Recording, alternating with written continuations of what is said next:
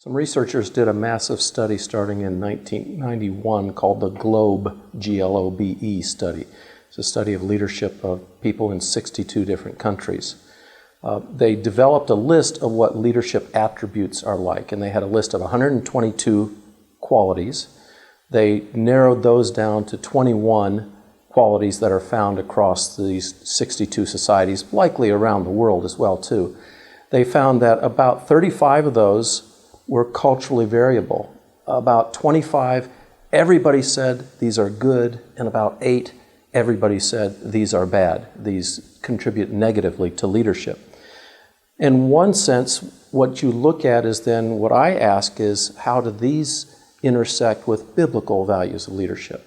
So you can go into the Bible and look at the list of what qualifies a church leader that Paul gives to 1 Timothy and compare those things with what these social scientists discovered. And you'll see there's some overlap, but incomplete overlap. The Bible, of course, is our norm in determining what is right and what is good. So it gives us space to critique some of the social science ideals, but it also gives us better understanding of some of the biblical way that we frame things. A couple of quick examples, for example. Ask many Americans what they value the most, and freedom will be one of those things that's very high on their list, if not number 1, number 2, or 3. The same thing in terms of that level of value is rights and justice. But if you ask Koreans the same question, they will say your role is very important, not freedom. That won't be one of their top 10. That won't even make it into their top 25 lists.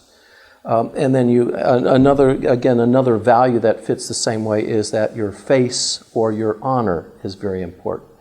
And by face, it's the social weight that you have. People look at you, how they feel about you. You can think of it almost as like a social credit rating that people have. And many Asian cultures pay very close attention to this. We can think of reputation. We can think of how people understand us to be, what type of reputation or experience that we have. So you look at this and you compare this. So Korean leadership will be very interested in the role that the subordinates play and the role that the leader plays, whereas the American leadership want to generate freedom, and they want to be able to express freedom as leaders. American leaders also are very interested in rights and that justice is being served. Whereas Koreans are more interested in face, so they'll be looking out for the face of everyone rather than just rights or justice. And the question is, when you go back into the scriptures, then what do you see? In the biblical world, you have a lot more emphasis on the role people are to play than complete freedom.